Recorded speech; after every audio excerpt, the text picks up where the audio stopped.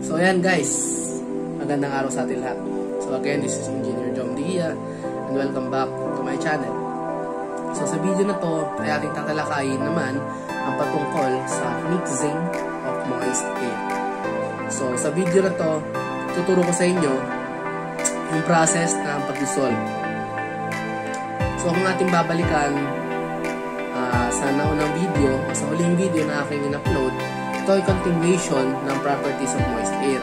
Nag-solve tayo ng isang problem na kung saan nakapaloob doon lahat ng properties of moist air. Hindi nga lang tayo gumamit ng psychrometric chart sapagkat pinapaubaya ko na sa inyo yung aralin ng patungkol sa psychrometric chart. So kung paano i-obtain yung mga properties of moist air gamit yung chart na yun. Tinuro ko sa inyo yung conventional na solving, which is meron tayong given formulas and also meron tayong approximation formulas.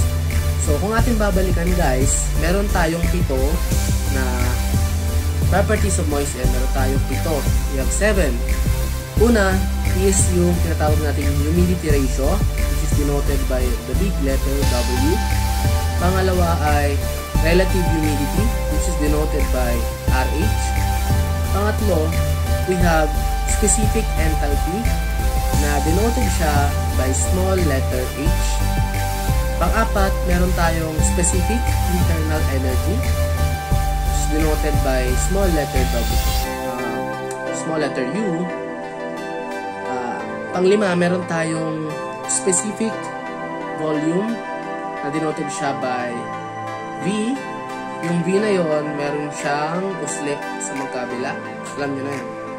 Yung symbol nun, ng specific volume. Pang-anim, we have degree of saturation or DOS.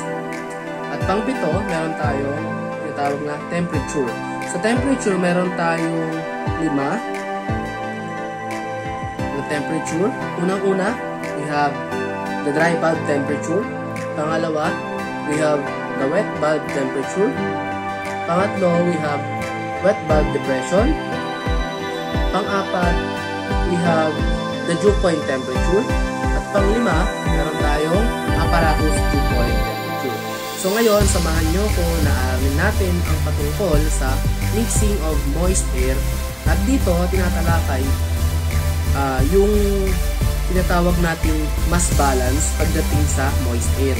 So, sa ating aralin ng thermodynamics, ating babalikan yung mass balance na tinatawag, which is law of conservation of mass.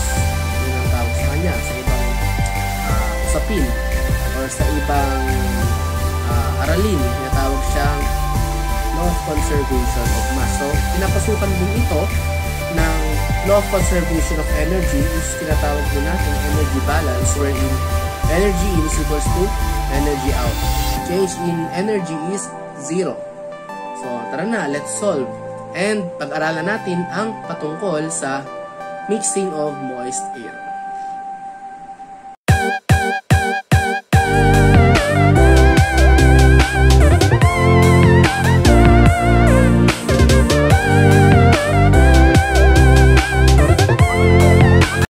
So now we are going to tackle mixing of moist air. So mixing of moist air occurs in an air mixing plenum in which the recirculating air is mixed with air from outdoors. So makikita natin meron tayong mixing plenum dito. Yung galing ng air conditioning unit na hangin is papasok sa unang entrance. Sa pangalawang entrance, dun naman yung galing ng labas or environment, outside air siya. So magmi-mix sila sa mixing chamber mo upang mag-come up ka sa mass total mo or mass masa exit. Susundin natin dito guys yung law of conservation of mass. Alam naman natin na ang mass balance is mass 1 plus mass 2 is equals to mass 3. Pinang-combine mo yung dalawang mass upang mag-come up ka sa iisang mass. Dahil alam naman natin na change in mass is 0. Mass in is equals to mass out kapag open system ka. And then, nadagdagan lang siya, nagkaroon tayo ng energy balance. Sa energy balance, ganun lang din, delta E is equal to 0, wherein energy in is equals to energy out. Kaya, yung enthalpy natin na form of energy nag-come up siya sa formula niya na mass times specific enthalpy. Kaya, mass 1 times H1 plus mass 2 times H2 is equals to mass 3 times H3. Note, remember or recall the formulas for properties of moist air. Ayan ulit, mass balance, mass in is equals to mass out, change in mass is 0. So dito, ma-apply din natin guys yung pinag-aralan natin na properties of moist air. So mahalaga na hindi natin nakakalimutan yung mga pinag-aralan natin upang ma-apply natin sila sa mga upcoming topics ng HVAC, lalo na sa topic na to ng mixing of moist air. So let's go, mag-solve na tayo ng problem regarding mixing of moist air upang maunawaan natin yung flow ng mga properties nito ng moist air at kung paano sila nagko-combine at paano nagkakaroon ng unit analysis sa kanila. So let's go for the problem solving. So the problem is saturated air leaving the cooling section of an air conditioning system at 14 degrees Celsius at a rate of 50 cubic meters per minute is mixed adiabatically with the outside air at 32 degrees Celsius and 60% relative humidity at a rate of 20 cubic meter per minute. Assuming that the mixing process occurs at a pressure of 1 atmospheric pressure, determine the following. Una, hiningi sa atin ang problem is specific humidity or W or tinatawag natin humidity ratio sa 0.3. Pangalawa is relative humidity at 0.3. Pangatlo is dry bulb temperature or dBT sub 3 or T sub 3. Pang-apat is volume flow rate of the mixture or V0 sub 3. Pang-lima is dew point at 0.3 or sa exit. And panghuli is specific enthalpy at 0.3. Suppose we have this illustration. We have 0.1, 0.2, and 0.3. Yung 0.1 natin, entrance na galing sa ACU. Yung hangin na galing sa ACU, pumasok dito. And yung sa pangalawang entrance natin, yung galing sa labas na hangin is pumasok din. At nagmix sila sa isang mixing chamber wherein yung system mo is adiabatically na meron siyang mixture sa loob. Kaya ang adiabatic na process is perfect insulator wherein Q is 0 sa ating thermodynamics. And Q loss is also 0 and Q gain is also 0. So, sa 0.1 na galing ng air conditioning unit, yung hangin natin is may dry bulb temperature na 14 degrees Celsius at saturated siya, kaya relative humidity is 100% and volume flow rate is 50 cubic meters per minute.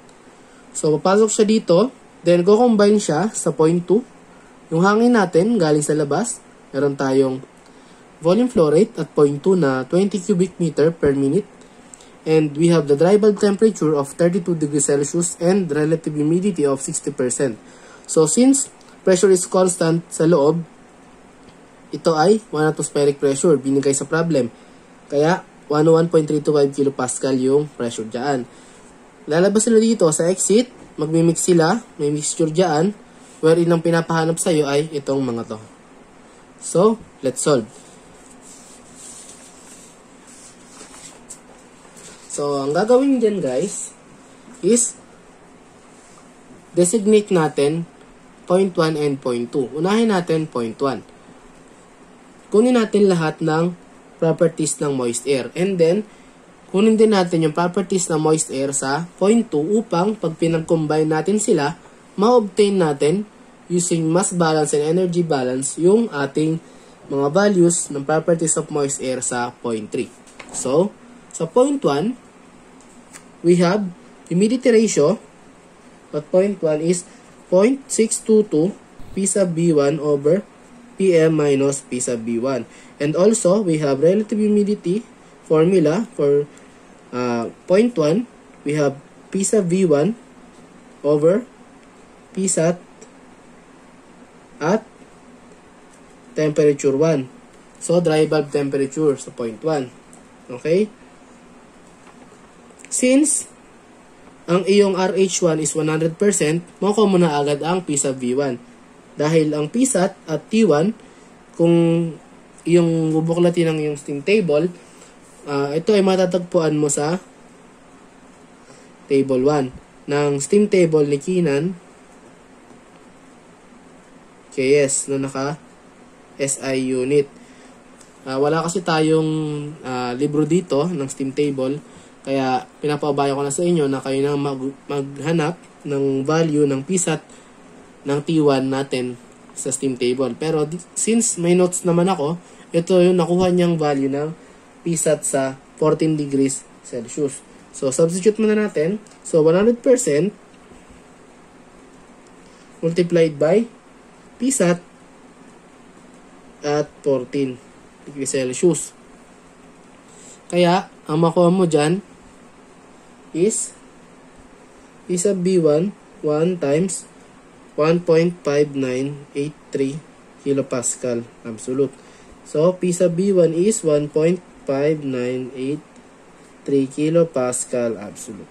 So, P sub 1 mo pa lang yan. Next mong kukunin is humidity ratio na. 0.622 P sub B1 over PM minus P sub B1. So, W1 is 0.622 times 1.5983. Ako muna ilagay yung unit para di ka malito. So, 101.325 kasi 1 atmospheric pressure, yung ating pressure ng mixture. Minus 1.5983 which is P sub B1 mo siya. So, ating i-calculate. So, 0.622 times 1.5983 over 101.325 minus 1.5. So, makuha mo dyan is naka-times 10 raised to negative 3. So, shift-ing mo siya 0.00997 unit, kilogram vapor per kilogram dry air. So, humidity ratio pa lang siya sa 0.1. Okay?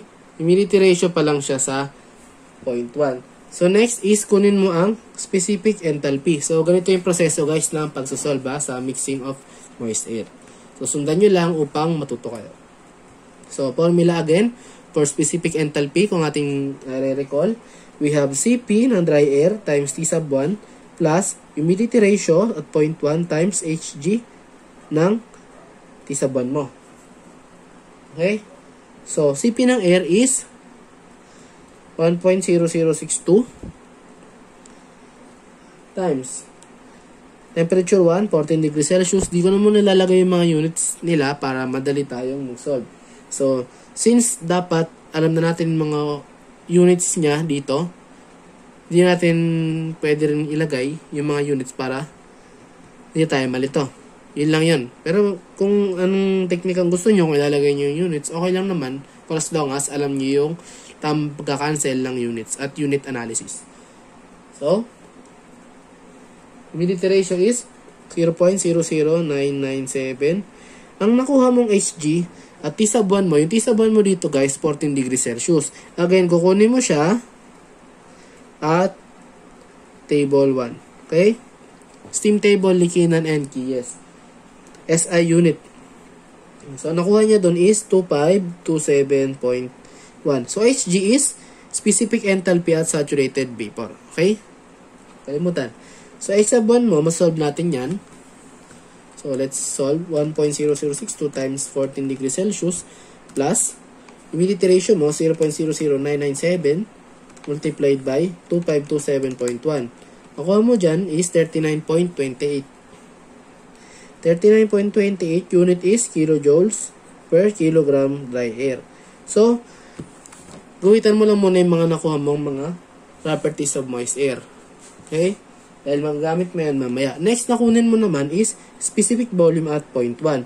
So, we all know that specific volume at 0.1 is equals to R ng air na may multiply sa T sub 1 over PM minus PB1. Kasi yung PM minus PB1 equal siya sa P ng air or dry air. Substitute R ng air or gas constant ng air is 0.28708 na minultiply sa 14 plus 273 kasi naka-absolute temperature ka dito. Over PM 101.325 minus P sub B1 mo is 1.5983. Yun nakuha mo kaninang value ng P sub B1. Kaya makuha mo dyan yung specific volume at point 1 kapag sinunod mo sa cycle. 0.28708 14 plus 273.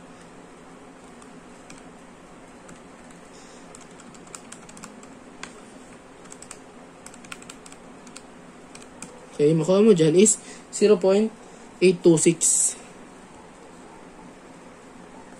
meter cube per kilogram dry air.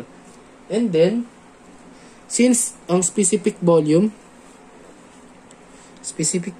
is equals to volume over mass, gamitin natin yung volume flow rate sa point 1. Pwede siyang equal ngayon sa volume flow rate at point 1 over mass ng air at point 1. Okay? Kasi pagbasihan mo dyan, dry air. Kasi we all know that volume or volume flow rate of air is equals to volume flow rate of also of vapor. Okay? Kasi sila. Kaya pwede mong gamitin mass ng dry air or mass ng air. And then, kung kunin natin formula ng MA1, MA1 is equals to volume flow rate at point 1 over specific volume at point 1. Since meron ko ng specific volume at point 1, meron ka naman volume flow rate na 50 cubic meter per minute, gawin natin per second. So, magiging 50 cubic meter per 60 seconds. Para maging per second tayo. Yung 1 minute yan, ginawa ko lang per second. Yan, naging 60 second. Divide by 0.826 meter cube per kilogram dry air. Mangyari dyan, cancel out to. Aangat kilogram dry air, kaya magiging unit mo ng MA1 is kilogram dry air per second. 50 over 60. 0.826. Yan. Kuha mo dyan, 1.01 kilogram dry air per second. Okay? So, isa pang dapat mong makuha dyan is dew point. Dew point temperature at point 1. So, kung ating alalahanin, sa point 1 is saturated air tayo. Kapag saturated air, ang RH natin is 100%, di ba? Ang rule doon, kapag RH is 100%, ang dew point temperature mo is equal na siya sa wet bulb temperature mo. Equal din siya sa dry bulb temperature mo. And equal siya sa temperature na sa point 1. Which is, yun yung 14 degrees Celsius. Kaya, yung dew point na hiningi is, yun na yung 14 degrees Celsius. Point 1 pa lang yun guys ha. Yan pa lang yun, point 1 pa lang. Point 2, ganun din ang proseso. So, kunin mo ulit, humidity ratio naman sa point 2. 0.622 PB sub 2 over PM minus P sub B2. So, next na gagawin is RH2. Bigay mo ulit yung formula. PB sub 2 over Psat naman sa temperature 2 or dry bulb ng point 2. Okay? So, P sub B2 is RH2 times Psat at ano ba yung T sub 2 natin? 32 degrees Celsius. So, yung Psat na to, again, makukuha siya sa table 1 ng steam table ni Keenan and Keyes. And, let's solve. So, RH2 is 60%. Binigay yan sa problem. Na minultiply sa Psat at 32 degrees Celsius, ang nakuha doon na value is 4.759 kilopascal absolute. Kaya, 60% times 4.759. Syntax error, no? Kasi naka-percent pala. Yan.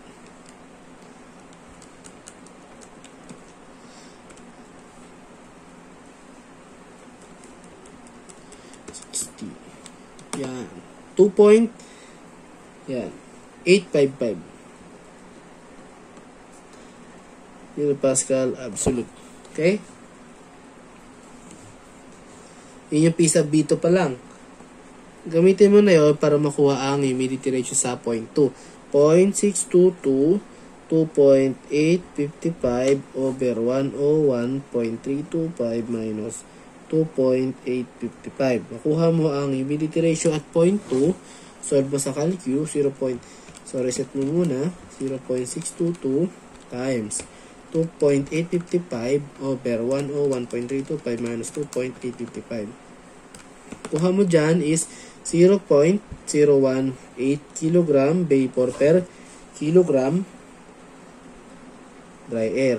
Okay, meron ka ng humidity ratio at 0.2. Next mong kunin, specific enthalpy at 0.2. So, H sub 2 is Cp ng dry air times T sub 2 plus humidity ratio at 0.2 times Hg ng T sub 2. So, next, substitute the given value, 1.0062, ang value ng Cp ng dry air. Kung mo nalagay yung mga units. So, temperature 2 is 32 plus humidity ratio na nakuha is 0.018 multiply sa Hg na-obtain mula sa steam table. So, ito is table 1. Steam table ni Keenan and Keyes. Specific enthalpy at saturated vapor. Okay? Pag naka H sub G or subscript niya ay G, saturated vapor. Yun. And then, solve natin. So, H sub G na nakuha doon sa 32 degrees Celsius na temperature to natin is 2559.9. So, solve natin. 1.0062 times 32 plus 0.018 times 2559.9. Nakuha mo dyan is 78.28. Kilojoule per kilogram dry air. Tandaan yung mga units na ginagamit natin. So, H sub 2 yan. H sub 2. Okay? Next mong kukunin, ganun ulit. Specific volume at 0.2. So, RA times T sub 2 naman, naka-absolute, times P over PM minus P sub V2. Substitute, 0.28708 multiplied by 32 plus 273 kasi naka-absolute ka. Over 101.325 kasi atmospheric pressure yung pinagbasehan natin. Kilopascal minus, ano nakuha ang P sub 2 is 2.855. Therefore, makuha mo ang B sub 2. Yan. So, 0.28708.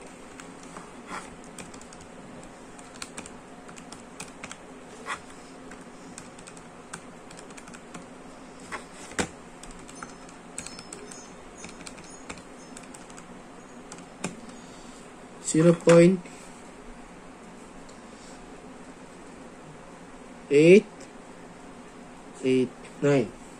Yun yung value mo dyan. Meter cube per kilogram dry air. So, tandaan mo ulit yung mga units na ginagamit natin. Okay? Yan yung sa V sub 2. And then, kunin ulit natin yung mass flow rate ng air naman sub 2. Gaya kanina, volume flow rate sub 2 over specific volume sub 2. So, volume flow rate mo, 20 cubic meter per minute, pero gawin natin per second na, kaya 60 second, over specific volume mo, 0.889 meter cube per kilogram dry air. Kaya mag-cancel out yung meter cube, aangat ng kilogram dry air. So, MA sub 2, mas flow rate ng air sub 2 o sa 0.2 is, solve natin, 20 over 60 over 0.889. Kuha mo dyan, 0.375 kilogram dry air per second.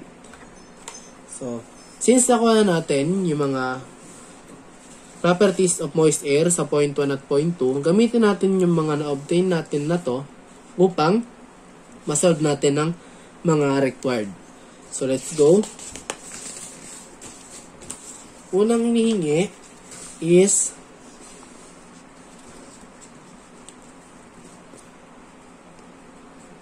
humidity ratio sa exit. So, humidity ratio sa exit is given by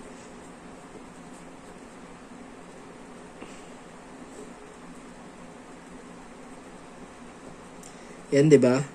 Pero wala tayong P sub V3. Kung kunin naman natin yung P sub V3 sa RH, wala rin tayong T sub 3. Paano natin makuha ang P sub kung may RH ka man dito? So, mahirap.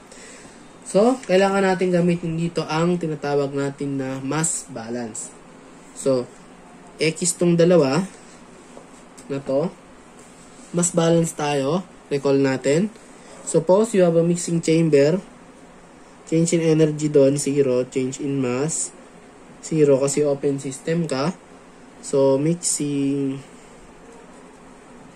chamber. So, mixing chamber, meron kang exit, 0.3. Meron kang pumasok na dalawa na air, 0.1, 0.2. So, dito, papasok ang mass ng vapor 1, mass ng air sub 1 or dry air. Papasok din ang humidity ratio. Dito sa 0.2, ganun din. Yung galing ng outside air. Papasok doon humidity ratio at 0.2. Papasok doon mass ng vapor, 0.2. Papasok doon ng mass ng dry air sub 2. Lalabas, magmimix sila sa loob. Lalabas sila sa 0.3, mass of vapor times 0.3 over sa 0.3. Mass ng dry air 0.3 and humidity ratio at 0.3. And then, next na gagawin, mass balance ka. Mass balance ka ng total mass. So, mass in is equals to mass out. Wherein change in mass is 0. So, lahat ng mass na involved sa system is pag-add natin tong dalawa na galing entrance 1 and entrance 2 upang magkamap tayo sa exit. So, tingnan maigi. Mass A1 plus M sub B1 plus MA2 plus M sub B2 is equals to M sub A3 plus sub B3. So, pansinin, pinag-combine natin lahat ng dry air and vapor ng parehas na entrance, nanggamap ka sa exit, yung dry air nun and vapor nun. So, mag-mass balance ka ulit, dry air base naman. So, ito total mass M sub T. Dito naman, dry air base, mass balance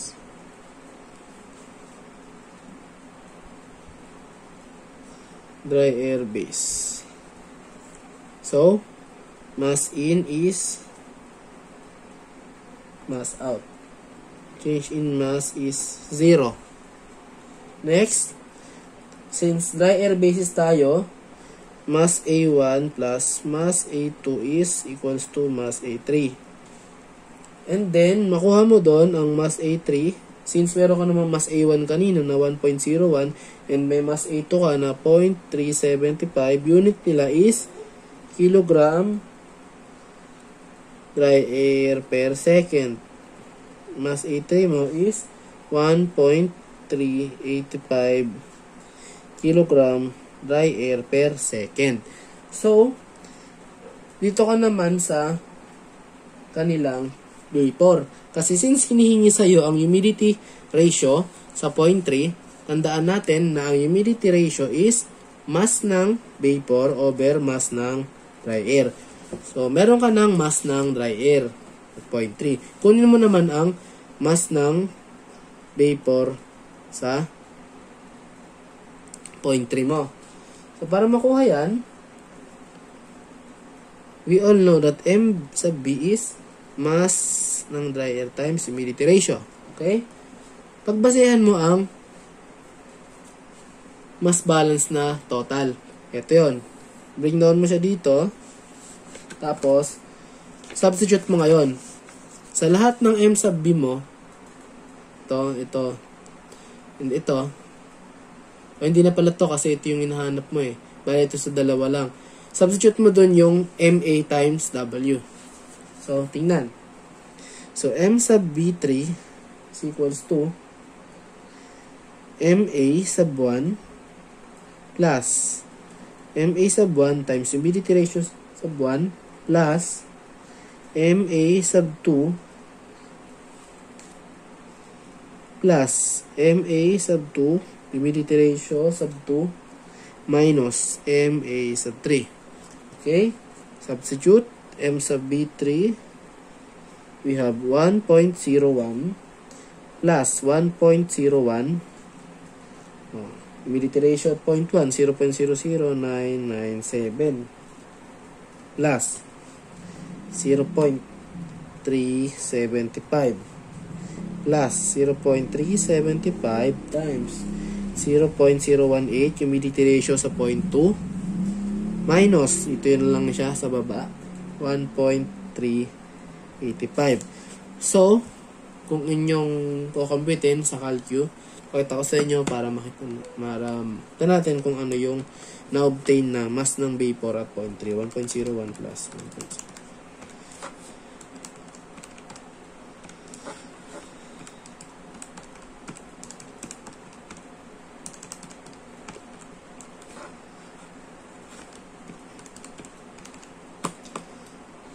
Okay?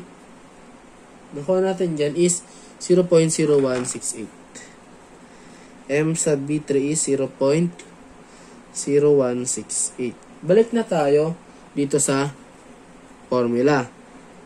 Humidity ratio at 0.3 is mass ng vapor at 0.3 over mass ng dry air sa 0.3. Substitute, yung mga nakuha, kilogram vapor naman to per second, diba? Yun. So, mass ng vapor at 0.3 is 0.0168 kg vapor per second over mass ng dry air sa 0.3, 1.385 kg dry air per second. Cancel out second, matira kilogram vapor per kilogram of dry air. So, tama ang ating ginamit na solution. So, 168 over 1.385. Makuha mo dyan, 0.0121 kilogram vapor per kilogram dry air. So, yun yung sagot mo sa letter A pa lang. Okay? Ganon, kahaba yung solution para sa mixing of moist air. So, dito, ang kinakailangan is yung tiyaga mo sa pagsusolve and syempre, yung skills mo sa memorization in terms ng mga topic na pinag-aralan mula umpisa sa HVAC upang magkamap ka sa madaling pagsusolve dito sa mixing of moist air. So, yun ay sagot sa letter A, 0.0121 kg vapor per kilogram of dry air. So, dito tayo sa letter B. Don't worry guys, mabilis na lang ito pag sa letter B.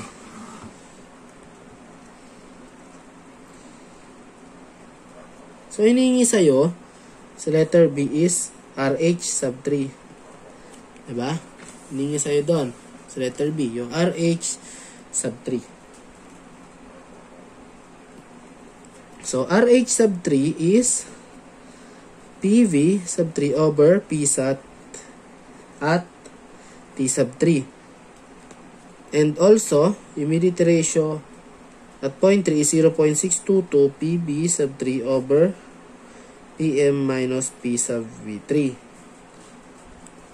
Kaya, dito makukuha mo agad yung P sub V3.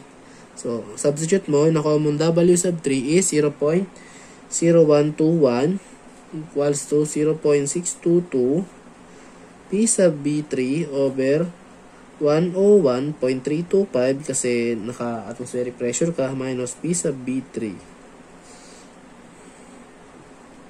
So, kung kakalculate mo siya, kailangan mo na shift solve dito para madali. Pero since sa calculate natin walang shift solve, dediretso ko na lang yung sagot dito. Sulat ko na lang kaagad since may notes naman ako sa aking notebook. So, ang masolve dito is 1.9335 kilopascal absolute. So, pasensya lang guys kasi walang shift solve yung calculate ko. Pag solve pa natin yan, hahaba pa yung talakayin natin. Kaya, yun na yun, nakuha ang sagot yan. So, ang next mong gagawin, guys, is makukuha mo na ngayon ang RH. Diba? Yung RH mo na hinahanap dito. Pero,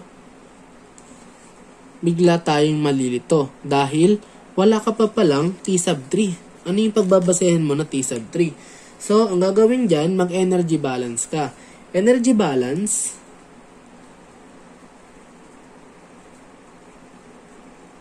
yan, energy balance ka, dry air basis. Okay? Energy balance, dry air basis, we all know that enthalpy is mass times specific enthalpy. So, ito yung pagbabasehan mo dito na i-input mo siya upang magkaroon ka ng energy balance. So, laging tandaan na energy in is equals to energy out. Kaya mangyari, yung energy mo sa point 1, magko-combine siya sa point 2, magkakamap ka ngayon sa energy sa exit dun sa point 3. Okay, yung energy doon na involved is enthalpy generally. Kaya, mass ng air dun sa point 1 na minultiply sa H sub 1 mo or specific enthalpy. Yun yung guys plus mass ng air sub 2 times specific enthalpy at point 2 equal to mass ng air point 3 times specific enthalpy at point 3. And then, yung H sub 1 mo is, di ba MA ano siya? Di ba MA sub 1. Tapos yung H sub 1 mo is CP ng air times T sub 1. Bakit hanggang dito lang? Hindi tayo nag-plus W na minultiply sa HG kasi sinasabi dry air basis. Kaya umabot ka lang hanggang dito kasi yung CP ng air na multiply sa temperature is dry air lang yon. Okay? Plus MA sub 2 CP ng air ulit times T sub 2 is equals to MA sub 3 CP A T sub 3. Pansinin, pare-pares na naman ang CP ng air, diba? Kaya cancel out yan. Okay? Matira sa'yo is T sub 3 na multiply sa MA sub 3. Ngayon, i-derive na natin yung equation ng T sub 3. So, ito yung nakuha nating equation para sa T sub 3. We have MA sub 1 times T1 plus MA sub 2 times T sub 2 over MA sub 3. Makuha mo dyan, substitute mo muna. MA1, 1.01. T sub 1 is 14. Plus 0.375 times 32 over 1.385. Makuha mo dyan. Solve mo.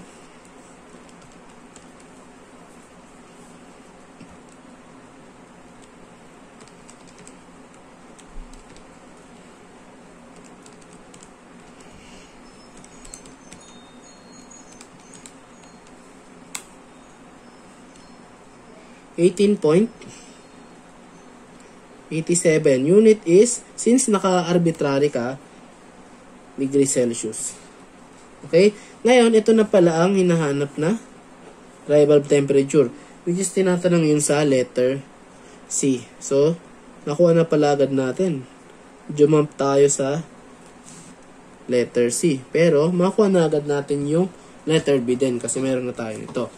Paano makuha ang RH sub 3? So, RH sub 3 is PB sub 3 over PSAT at T sub 3. So, P sub V3 is 1.9335 over, ano ba yung PSAT at 18.87 degrees Celsius. So, magdo-double interpolation ka ngayon doon sa table 1. So, lalagay ko na lang dito guys para kayo na lang bahala mag-double interpolation sa inyong steam table values. So, table 1, use double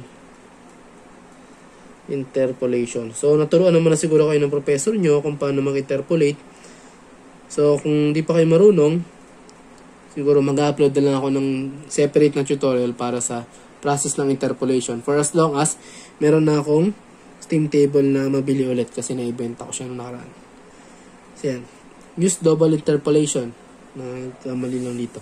Interpolation. So, na-obtain mo doon is 2.1801. Kung mag-double interpolation ka. Siyempre, times 100 mo. Kasi naka-percent basis ka dito. Kaya ang RH na nakuha mo dyan, 1.9335 over 2.1801.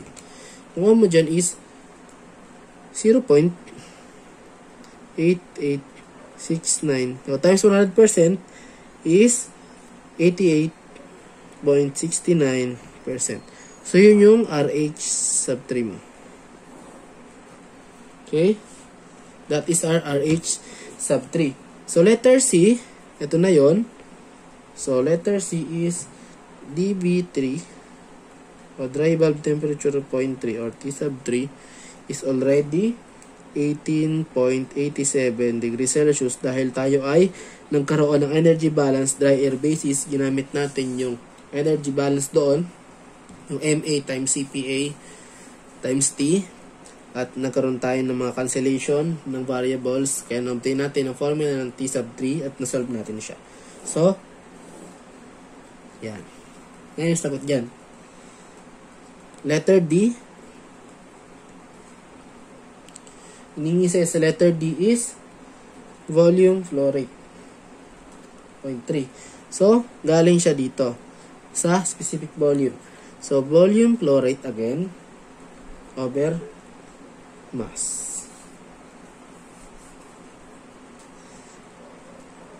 Mass ang dry air 0.3. So, volume flow rate 0.3 is mass ng dry air 0.3 times specific volume at 0.3. So, yan. Kaya, yung mass ng dry air 0.3 is multiply siya sa RA times T3 over PM minus P sub B3. So, yun yan. Equals to 1.385. Substitute natin guys. Kung hindi ko nalalagay mga units sa 0.28. Kaya na mag-solve din sa inyo, sa bahay ninyo, at ilapat ninyo yung mga units upang makita nyo yung tamang unit analysis dyan. So, 18.87 plus 273 all over 101.325 minus 1.9335. Kaya, ang volume flow rate sub 3 mo, pag yung sinolve,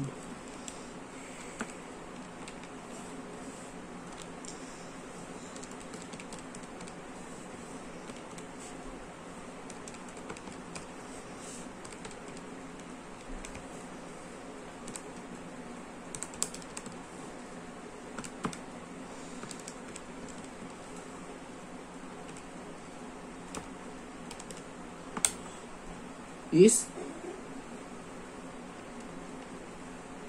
1, 2.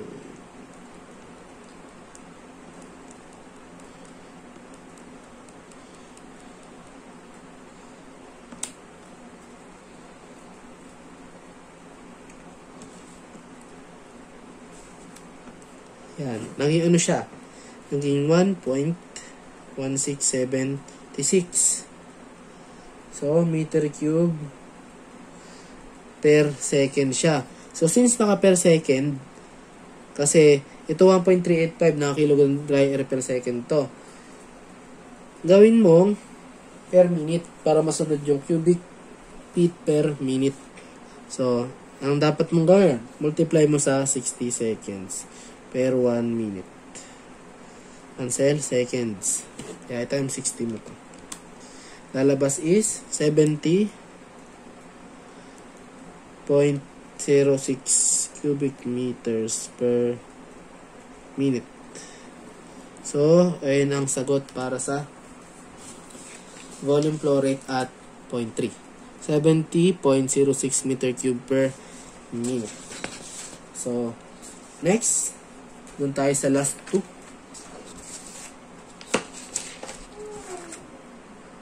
So, for letter E, dew point temperature at 0.3. So, we all know that dew point temperature is Tsat at PB. So, itong dew point temperature sa 0.3 is Tsat lang siya ng P sub B3. So, P sub B3 natin is 1.9335 kilopascal absolute. So, using steam table, kaya na lang din bahalang mag-locate.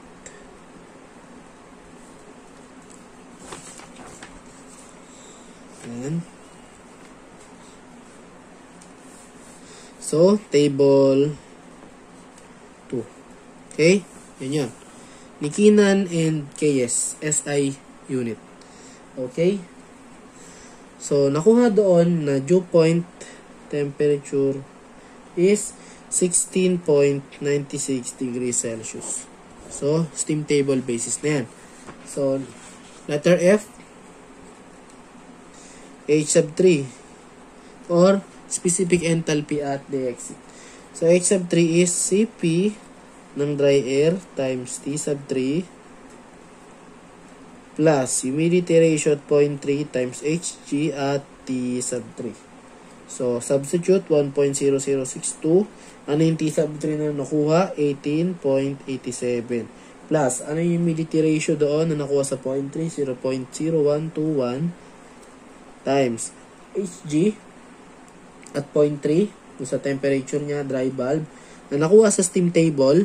Sa T sub 3, okay, table 1 ha. Table 1. Specific enthalpy at saturated vapor. Nakuha niya doon is 2535.96. Yeah. Okay? Yung nakuha mo dyan is H sub 3. Observe natin. 1.0062 times 18.87 plus 0.0121 2535.96.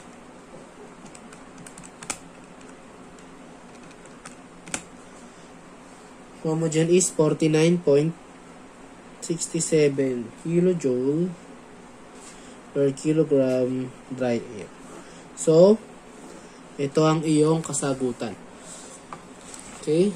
Ganon ang pagsusolve ng mga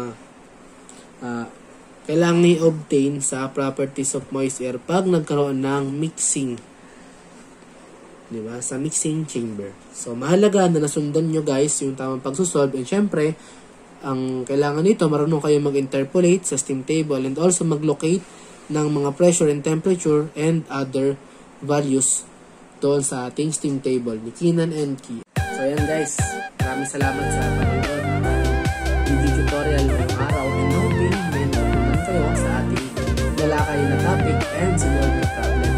So, kung kayo yung mga katanungan, comment down below sa ating comment section. Also, don't forget to subscribe to my channel upang kayo updated sa mga next video tutorials na aking i-upload. So, ang next video na aking i-upload is ibang subject naman. Babalik tayo sa engineering economics na involve ang annuity and also depreciation.